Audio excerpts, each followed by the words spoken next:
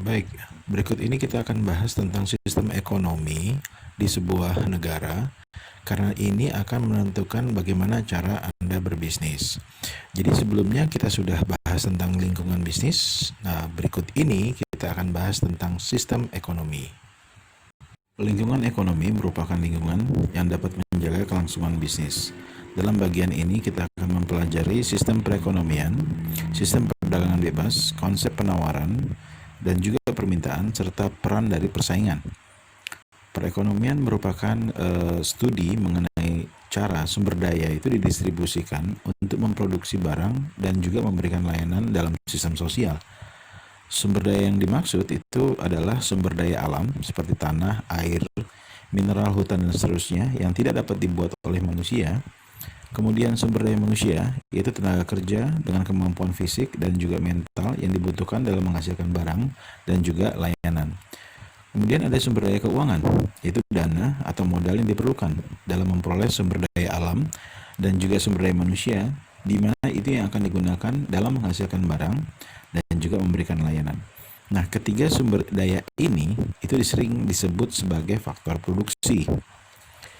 Kalau kita bicara tentang sistem perekonomian, itu adalah merupakan sistem dari suatu negara untuk mengalokasikan ya sumber daya yang diantara warga negara, baik di individu maupun organisasi. Nah, isu yang ada di dalam sistem perekonomian ini adalah cara memenuhi kebutuhan atau permintaan, yaitu permintaan apa? Produk dan jasa, dengan menggunakan sumber dayanya yang terbatas jumlahnya. Sehingga sistem perekonomian ini mempengaruhi berbagai hal. Misalnya, barang dan layanan apa yang ditawarkan, berapa banyaknya, dan bagaimana memuaskan kebutuhan pelanggan. Bagaimana dan barang dan layanan dihasilkan atau disampaikan, bagaimana cara menghasilkannya, dan sumber daya apa yang digunakan untuk menghasilkan barang atau memberikan jasa tersebut. Bagaimana barang dan layanan tersebut disampaikan kepada pelanggan. Nah, ada berbagai jenis sistem perekonomian yang berbeda dalam mengelola faktor-faktor ini, ya, faktor produksi ini, dan membuat keputusan mengenai produksi dan juga alokasi. Dalam beberapa sistem, ya, semua kepemilikan adalah milik swasta, tetapi ada kalanya dimiliki oleh pemerintah. Ada dua sistem perekonomian dikenal secara garis besar, yaitu sistem perekonomian terpusat atau komando, dan juga sistem perekonomian pasar atau disebut dengan liberal. Dijelaskan sebelumnya bahwa ada dua sistem perekonomian yang dikenal secara garis besarnya, yaitu tadi sistem perekonomian terpusat tadi dan juga perekonomian pasar. Nah, kemudian ada juga perekonomian ditambah ya, ini adalah kombinasi yaitu perekonomian campuran. Di mana campuran ini adalah perpaduan antara sistem perekonomian terpusat dan juga perekonomian pasar. Kita bahas tentang sistem perekonomian terpusat atau komando. Sistem perekonomian terpusat itu adalah sistem perekonomian yang dia tersentralisasi itu pada pemerintah. Pemerintahlah yang bertindak mengendalikan produksi dan juga melakukan alokasi produksi dan juga pengambilan keputusan. Nah, dua jenis sistem perekonomian terpusat itu adalah komunisme dan sosialisme. Di mana komunisme itu adalah sistem di mana pemerintah ya memiliki dan mengoperasikan semua faktor produksi yang telah kita bahas sebelumnya. Dengan sistem tersebut, pemerintah itu dapat menugaskan orang untuk kerja, memiliki semua bisnis dan juga mengendalikan semua keputusan bisnis. Ya, berapa yang diproduksi, harga yang harus dibayar dan seterusnya. Nah, tokoh komunisme ini tentang konsep ini dulu itu adalah Karl Marx, ya, yang menyatakan bahwa individu itu akan memberikan kontribusi melalui kemampuannya dan menerima keuntungan melalui kebutuhan. Gitu. Nah, negara-negaranya yang menerapkan sistem ini adalah Uni Soviet dan beberapa negara di Eropa Timur. Nah, kemudian negara-negara yang juga menerapkan yang di Asia itu adalah Korea Utara, ya, Vietnam dan juga Cina, ya. Itu dia menggunakan sekarang disebut dengan sistem komunis terbuka. Sehingga maksudnya apa komunis terbuka itu? Walaupun mereka masih menganut sistem perekonomian terpusat, tetapi mereka itu ada juga menganut sistem perdagangan bebas, ya, sehingga kita masih bisa beberapa itu dikuasai oleh negara, tetapi kemudian beberapa faktor produksi itu diberikan kepada swasta. Nah, sistem perekonomian sosialis ya lebih dinilai sebagai sistem perekonomian campuran ya, dan akan dibahas dalam sistem perekonomian campuran nanti. Untuk sistem perekonomian pasar atau liberal itu adalah produsen dan konsumen itu secara individual itu mengendalikan produksi dan alokasi dengan menciptakan kombinasi antara penawaran dan permintaan. Nah, pasar itu merupakan mekanisme pertukarannya ya antara pembeli dan penjual itu untuk menjual barang atau jasa. Nah, perekonomian pasar ini terkait dengan yang disebut dengan kapitalisme dan juga perdagangan bebas atau free trade ya untuk menciptakan lingkungan ekonomi ini. Nah, sehingga penjual dan pembeli itu bebas menjual dan membeli kemudian juga dia ditentukan oleh ekonomi pasar gitu. Hal ini menyebabkan produk yang dihasilkan beserta harganya itu ditentukan oleh penawaran dan permintaan. Dalam sistem perekonomian pasar, individu itu memiliki kebebasan, baik dalam membeli dan juga menjual produk atau jasa. Dalam bekerja juga seperti itu, dimanapun, kemudian dia bisa nabung, ya, berinvestasi, kemudian menggunakan uangnya untuk apa saja yang mereka inginkan. Hal ini tidak terjadi ya di dalam sistem perekonomian terpusat atau komunisme itu, di mana politik yang mendasari perekonomian pasar itu disebut dengan kapitalisme ya, yang memungkinkan kepemilikan faktor produksi dan juga mendorong kewirausahaan dengan menawarkan apa, yaitu keuntungan sebagai insentif.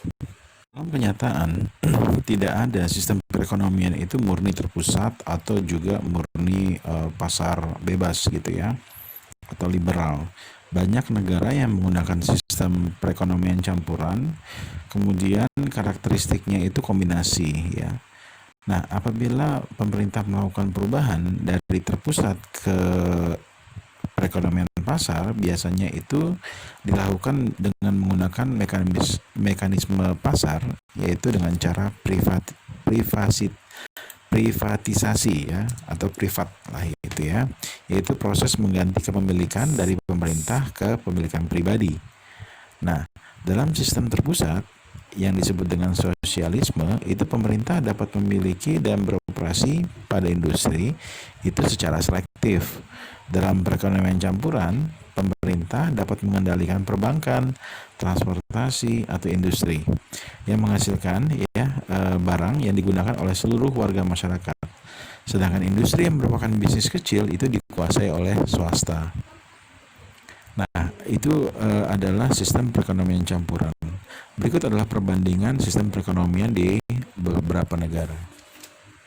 Pada tabel, Anda dapat melihat bagaimana perbandingan antara komunisme, sosialisme, ya, dan juga sistem perekonomian kapitalis. Di mana kita lihat dari kepemilikan bisnis, ya, antara sistem perekonomian ini bisa berbeda-beda. Ya, persaingan juga seperti itu. Contoh, komunisme itu tidak ada persaingan, di mana pemerintah itu memiliki dan mengoperasionalkan semua. Tapi kalau kita bandingkan dengan kapitalisme itu didukung oleh kekuatan pasar dan peraturan pemerintah. Terus kemudian kita lihat lagi misalnya, lihat keuntungan. Kalau sistem komunisme maka diambil oleh pemerintah. Kalau kapitalisme, individu itu bebas memiliki keuntungan dan menggunakannya sesuai dengan yang diharapkan. Nah, untuk kesempatan kerja misalnya, itu karirnya sedikit kalau komunisme, karena kebanyakan orang itu bekerja pada pemerintahan sebagai pemilik industri.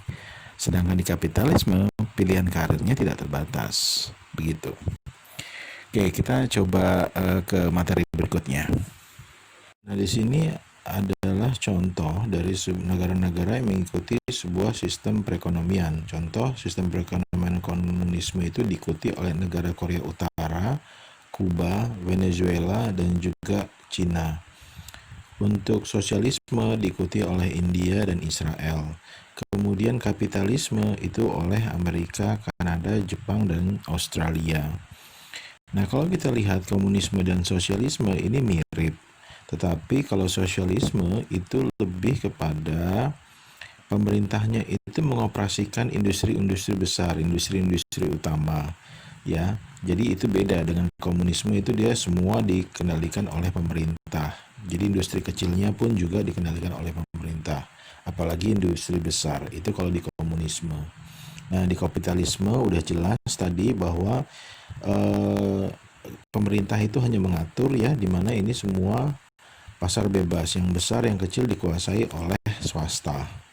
Nah, Indonesia menganut sistem perekonomian yang mana? Itu tugas Anda untuk cari ya. Berikutnya adalah tentang peran persaingan dan juga siklus dalam perekonomian.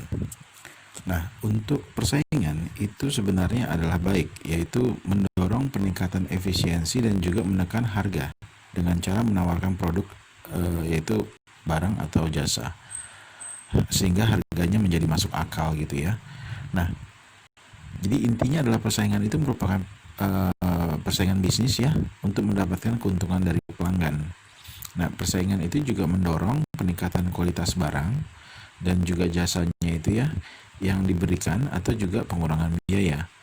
Dalam sistem perdagangan bebas ya terdapat berbagai bentuk persaingan, yaitu persaingan murni, persaingan monopolistik, oligopoli dan juga monopoli sempurna. Di mana persaingan murni atau persaingan sempurna itu terjadi ketika ada banyak bisnis atau perusahaan yang menjual satu jenis produk di standar yang sama, seperti misalnya pertanian ya, jagung, kemudian gandum dan seterusnya.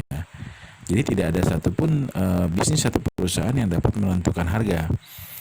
Produsen dan konsumen mengetahui harganya itu yang dapat diterima pasar. Dengan kata lain, harga ditentukan oleh kekuatan penawaran dan permintaan sehingga dan juga dapat diterima oleh produsen dan konsumen. Kemudian untuk persaingan monopolistik itu terjadi apabila beberapa bisnisnya itu bisnis yang lebih sedikit ya. Dia dibanding dengan persaingan murni, yaitu menawarkannya produknya itu seperti obat-obatan, minuman, misalnya seperti itu. Bisnis perusahaan itu juga dapat menentukan harga gitu karena produk yang ditawarkan itu kan beda-beda. Sehingga pelanggan itu menyadari perbedaan produk itu melalui biasanya iklan ya. Biasanya itu karena adanya brand ya, nama brandnya dan juga desain produk yang berbeda. Oke, persaingan oligopoli itu adalah di mana persaingan itu bisnisnya itu menjual satu atau produk yang sama gitu ya. Kemudian bisnis juga bisa mengendalikan harga produk. Kenapa? Itu karena dia persaingan itu sedikit gitu ya. Oligopoli itu terjadi misalnya contoh seperti ini ya. Pabrik misalnya pabrik baja gitu, itu pasti kompetitor itu akan sulit masuk ya di dalam bisnis itu karena memang untuk membuat sebuah pabrik baja itu membutuhkan tadi ya faktor produksi yang besar. Baik, slide berikutnya itu adalah menceritakan bagaimana tingkat persaingan ya dalam pasar, yaitu perbedaan antara kompetisi murni, monopolistik, oligopoli, dan juga monopoli sempurna. Berikut adalah tabel tentang tingkat persaingan di dalam pasar, yaitu bagaimana kompetisi murni, kemudian kompetisi monopolistik, oligopoli, dan juga monopoli. Ya, contoh misalnya kompetisi murni, di mana itu misalnya contoh petani lokal. Ya, untuk kompetisi monopolistik itu contoh misalnya untuk berbisnis alat tulis. Oligopoli tadi sudah dibahas tentang industri baja. Kemudian monopoli misalnya adalah kebutuhan publik ya, seperti kereta api gitu ya, itu kan kebutuhan publik ya, PLN dan seterusnya. Nah, lihat jumlah kompetitornya itu berbeda-beda gitu ya. Kemudian bagaimana kemudahan masuk ke dalam industri. Yang sulit itu tadi adalah oligopoli karena tadi ya membutuhkan modal yang besar untuk membuat pabrik dan seterusnya. Nah, kemudian level kontrol misalnya kalau kompetisi murni itu tidak ada untuk mengontrol harga gitu ya. Tapi untuk monopolistik bisa, oligopoli bisa, tetap lebih lagi monopoli itu sangat besar untuk dapat mengontrol harga. Coba kita lihat kita evaluasi dalam sebuah sistem ekonomi. Sebuah sistem ekonomi itu memiliki 3 tujuan utama, yaitu bagaimana menstabilkan gitu ya kondisi keuangan ya dan juga barang yang di dalam negeri. Kemudian juga bagaimana untuk full employment, yaitu orang yang bekerja, dan juga pertumbuhan. Kemudian juga nanti akan dibahas tentang penilaian kinerja perekonomian. Nah, kita bahas dulu tentang sistem ekonomi ini tujuannya adalah apa? Stabilitas itu maksudnya apa? Yaitu bagaimana keseimbangan kesediaan uang ya dan barang yang diproduksi di dalamnya meningkat pada tingkat yang sama. Nah, ancaman terbesar stabilitas ini adalah inflasi, ya, di mana fenomena peningkatan harga atau sebagian besar barang pokok di masyarakat. Kalau resesi itu adalah penurunan penyerapan tenaga kerja, penghasilan dan produksi yang menurun gitu ya. Dan juga itu berlangsung lama sehingga disebut dengan depresi. Jadi ada inflasi, ada resesi, dan kemudian kalau berlangsung lama itu menjadi depresi. Kemudian untuk full employment gitu ya, setiap orang yang ingin bekerja itu memiliki peluang untuk mendapatkan. Tetapi ya realitanya nggak mungkin ya terjadi karena biasanya distribusi orang dan pekerjaan itu pasti tidak mungkin sama, sehingga akan menimbulkan pengangguran. Untuk pertumbuhan itu adalah peningkatan jumlah barang dan jasa yang diproduksi oleh sumber daya negara. Inilah yang kemudian menjadi tujuan mendasar sebagian besar sistem ekonomi. Jadi tadi sudah dijelaskan tentang stabilitas, bagaimana stabilitas keuangan, ya, stabilitas produk yang ada di pasar. Kemudian jangan sampai terjadi inflasi, jangan sampai terjadi resesi, gitu. Kemudian bagaimana peluang orang untuk bekerja dan juga bagaimana pertumbuhan, ya, dari peningkatan jumlah barang dan jasa. Bagaimana menilai kinerja perekonomian? Nah, para ekonom itu menggunakan ukuran-ukuran itu seperti produk nasional bruto, kemudian produktivitas, kemudian balance of trade atau neraca perdagangan, dan juga national debt atau utang nasional. Apa sih produk nasional bruto? Produk nasional bruto itu adalah nilai dari seluruh barang dan jasa yang diproduksi oleh sistem ekonomi dalam 1 tahun. Sedangkan gross itu adalah nilai dari seluruh barang jasa yang diproduksi tanpa menghiraukan di mana faktor produksi tersebut berlokasi. Bisa juga itu di luar negeri gitu ya, berjualan di luar negeri ya, itu seperti itu. Dan kemudian gross domestic itu nilai seluruh barang dan jasa yang diproduksi dalam waktu 1 tahun melalui faktor produksi domestik. Jadi produk nasional bruto ini adalah salah satu penilaian dari sistem dari kinerja perekonomian. Kemudian produktivitas, dilihat perbandingan ya antara apa yang diproduksi oleh suatu sistem dengan sumber daya yang dibutuhkan untuk memproduksi dibandingkan. Kemudian neraca perdagangan itu terkait dengan perbedaan antara ekspor ya ke suatu negara dan impor dari negara lain. Pada umumnya negara inginnya adalah neraca perdagangannya pasti positif. Artinya adalah uang masuknya lebih besar, yaitu dari hasil apa? Ekspor. Sedikit mungkin kita itu impor ya. Karena kalau impor maka neraca perdagangannya itu biasanya negatif. Kalau misalnya aliran keluar uangnya itu lebih besar untuk membayar biaya impor. Nah, utang nasional ya. Utang nasional ini adalah kan negara ini kan mendapatkan penerimaannya dari pajak dan juga dia juga punya pengeluaran. Nah, defisit anggaran itu terjadi kalau lebih banyak pengeluaran daripada penerimaan. Nah, defisit itu menciptakan akhirnya jadilah utang. Itu sejumlah uang ya dia pinjam negara itu dari kreditor-kreditor ya seperti Bank Dunia, IMF dan seterusnya.